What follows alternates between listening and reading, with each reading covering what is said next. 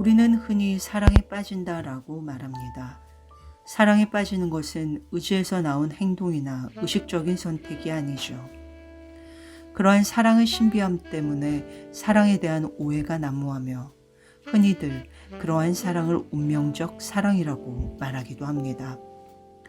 그리고 성과 관련된 욕망의 경험으로 이어지며 일체감을 느끼기 위한 둘만의 성벽을 쌓아 올리고 그 안에 갇히고 한동안 그 상태를 즐기게 됩니다. 의식적으로든 무의식적으로든 성적으로 자극되었을 때 사랑에 빠집니다. 사랑에 빠지는 현상의 본질은 자아 경계의 일부를 과감히 무너뜨리고 자신의 자아와 다른 사람의 자아가 하나가 되는 일체감을 느끼게끔 하는 것입니다. 육체적으로, 감정적으로 사랑한다고 느끼는 사람에게 자신을 폭발적으로 쏟아붓게 되고 이러한 자아 경계의 붕괴가 고독감을 느끼지 않게 해주길 바라라며 우리 대부분이 무아지경으로 경험하는 것들로 이어지게 됩니다. 하지만 이렇게 사랑에 빠지는 경험이 영적 발전을 지향하는 경우는 거의 없습니다. 다만 사랑에 빠져 결혼에까지 이르는 까닭은 아마도 그 경험이 영원히 지속될 것이라는 환상 때문일 것입니다. 그래서 우리의 일부 일처제를 기반으로 하는 결혼제도 뒤에서 당분간 서로 안전한 가정 시스템을 유지하기 위한 노력을 하게 됩니다.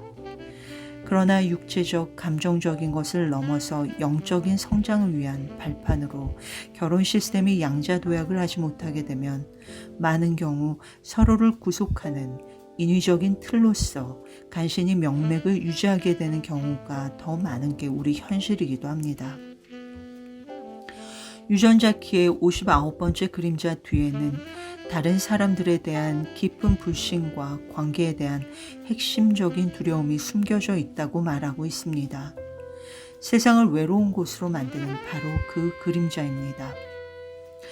많은 사람들이 우리 주위에 있음에도 불구하고 우리는 진정으로 서로 깊이 있게 소통하지 못합니다. 59번째 그림자는 오랫동안 일부 일처제를 시도한 인간의 시도에 혼란을 일으켜 왔습니다. 실제로 여성과 남성은 이 유전자 키에 내재된 두려움에 서로 매우 다르게 반응해 왔는데 전통적인 남성의 반응은 한 여성의 덫에서부터 탈출하려고 하는 것이며 여성의 반응은 자식들에 대한 보호의 약속 때문에 남성의 오라를 붙잡으려고 시도하는 것입니다. 자신의 유전자를 널리 퍼뜨리겠다는 남성의 무의식적 충동을 여성들은 직관적으로 이해합니다. 그림자 주파수에서 여성은 가능한 한 남성을 가까이 유지하려고 노력함으로써 반응하며 따라서 남성은 그것으로부터 탈출하고 자유롭게 되기를 원하는 반대 반응을 일으키게 됩니다. 따라서 이러한 궁극의 차이 때문에 인류가 사회를 이루며 지금까지 이어져 온 긴 역사와 더불어 성의 전쟁으로 이어져 오고 있는 것입니다. 그 가운데 이런 깊은 이면의 목적을 깔고 성이 이용되어져 왔던 것이죠. 1차적인 동물적 본성으로 일어나는 에너지가 2차적인 인간만이 축적된 정보로 더 복잡하고 교묘하게 이용되어진 것이라고 볼 수 있습니다. 그래서 여자의 적은 여자가 되는 미묘하고도 복잡한 심리 기제를 바탕으로 하는 어두운 감정체로 발전되면서 그 무의식의 두려움 위에 위태롭게 결혼과 성이라는 주제가 걸쳐져 이어져 오는 것이 아닌가 생각합니다. 관계 맺기 가장 출발점에서부터 우리는 두려움을 기반으로 시작하고 있는 것이죠. 일단 사랑에 빠지는 소중한 순간이 지나고 자아 경계가 제자리로 돌아오면 사람들은 환상에서 깨어나게 됩니다.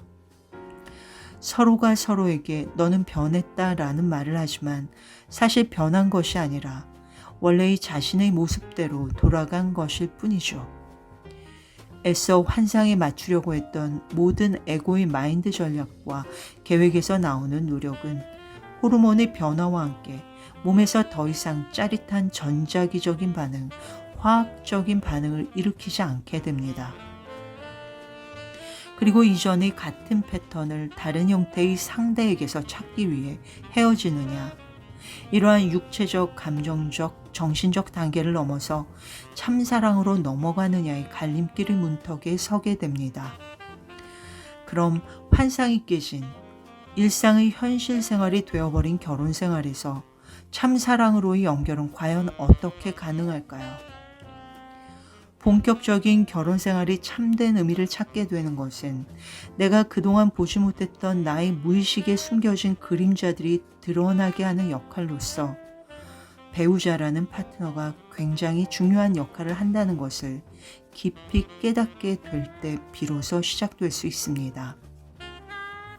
위기의 시간은 위험한 시간이 될 수도 있고 기회의 시간이 될 수도 있습니다. 가장 흔히 피해자 의식에 갇혀 우리 모든 문제의 원인이 사실은 내 안 깊숙이 씨앗처럼 뿌려져 있다는 사실을 모를 때 우리는 상대에게 온통 투사시키게 되고 바깥 사회생활에서는 먹혔던 페르소나의 가면이 가정에서는 그 방어막이 얇아지면서 곳곳에서 튀어나오고 그래서 부딪힐 수밖에 없기 때문입니다. 그러나 이 위기라고 할 수 있는 시기에 자신의 내면 성찰과 더 깊은 무의식의 정화 작업의 기회로 활용할 수 있게 되면 그야말로 영적인 성장, 있는 그대로의 나를 사랑하는 참사랑이 가능해지면서 비로소 나라는 자아를 넘어서 가장 밀접한 관계에 있는 배우자로부터 시작해서 부모와의 관계를 되돌아보고 또 자식의 관계로 이어져가며 말 그대로 현실적으로 가능한 진정한 사랑을 시작할 수 있게 됩니다. 에고의 마인드에서 나오는 계산이나 가식 없는 순수한 사랑을 말이죠. 사랑을 자기 자신이나 타인의 영적 성장을 도울 목적으로 자신을 확대시켜 나가려는 의지라고 정의 내릴 때 바로 그 사랑이 가능해지게 되는 것입니다. 남녀 간의 그동안 섹스와 사랑의 이슈에 달라붙어 있던 두려움을 비롯한 온갖 부정적인 감정체에 대해 관찰자로서 바라볼 수 있게 될 때 59번째 유전자 키의 부정직이라는 그림자를 넘어서 친밀감이라는 선물이 더 높은 주파수로의 변이가 가능해집니다. 수천 년 동안 인류는 성에 관한 많은 이슈를 해결하려고 노력해 왔습니다. 특히 종교의 경우에는 그것이 지속적인 문제임이 증명되었는데 성이 억압되면 궁극적으로 건강하지 못한 왜곡된 행동을 초래하는 소모적인 힘이 될 수 있다는 것을 이제는 누구나 알고 있습니다. 이런 두려움의 성에 관한 주파수를 넘어서야 할 진화의 문턱에 지금 인류는 서 있습니다. 남녀 간의 두려움의 차이가 인정되어야 하고 이해되어야 하며 존재하도록 허용되어야 함을 의미합니다. 이런 허용이 우리 존재의 기본 구조 자체를 뒤흔들어 놓으면서 성적인 힘의 최대치를 열어주는 밸브와 같은 역할을 할 수 있는데 이와 같은 아주 원초적인 힘이 바로 우리를 두렵게 하는 이유인 것입니다. 그러나 일반적으로 우리 대다수는 우리의 성적인 힘이 이야기했던 두려움을 근간으로 하는 부정적 감정체를 깨어서 관찰하고 정화하는 과정에서 온전히 받아들이게 되면 그 힘이 우리를 더 높은 상태로 열어준다는 것을 아직 깨닫지 못하고 있는 것입니다. 성적인 에너지의 본성은 거칠고 유기적이며 통제할 수 없지만 혼돈 속에서도 보편적인 패턴을 따릅니다. 우리가 성행위에 부여한 많은 조건화된 소통되지 않은 추측 속에서 자신을 비하하고 상대를 책망하던 패턴에서 한 발짝 물러나 대를 이어 누적되어진 채 내려온 부정적 감정의 에너지체를 있는 그대로 도마 위에 올려놓고 바라보고 직면하고 해체하게 될 때 신성한 상처로 남아있던 감정체가 비로소 치유로 이끌어질 수 있으며 그러한 작업을 가장 용이하게 할 수 있는 현실 속 관계가 바로 부부관계가 될 수 있다고 봅니다.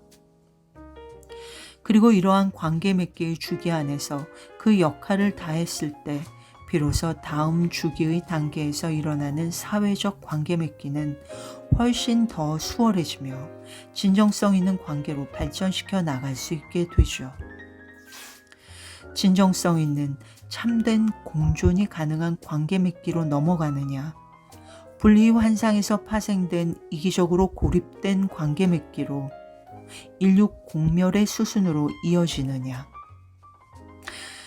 있는 그대로의 나를 사랑할 수 있는 사람만이 상대를 있는 그대로 사랑할 수 있습니다.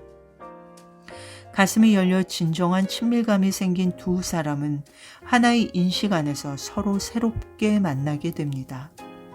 따라서 성의 승화로 알려진 과정의 진정한 본질을 파악하는 것이 중요합니다.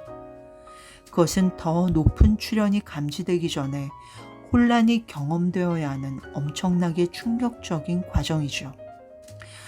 이 과정이 현재 인간 유전자 풀 전체에 걸쳐 일어나고 있기 때문에 오늘날 우리는 이 세상의 오라가 혼돈스럽게 무너지는 것이 반영되는 것을 우리 물질 세상에서 보게 되는 것입니다. 우리는 이제 이러한 가슴이 통하는 인간관계 맺기를 시도해야 하고 이 새로운 인식을 수용함으로써 새로운 종류의 인간의 탄생, 신성한 가정, 진정성 있는 정부의 탄생을 이 지구상에 이끌어 올 수 있게 됩니다.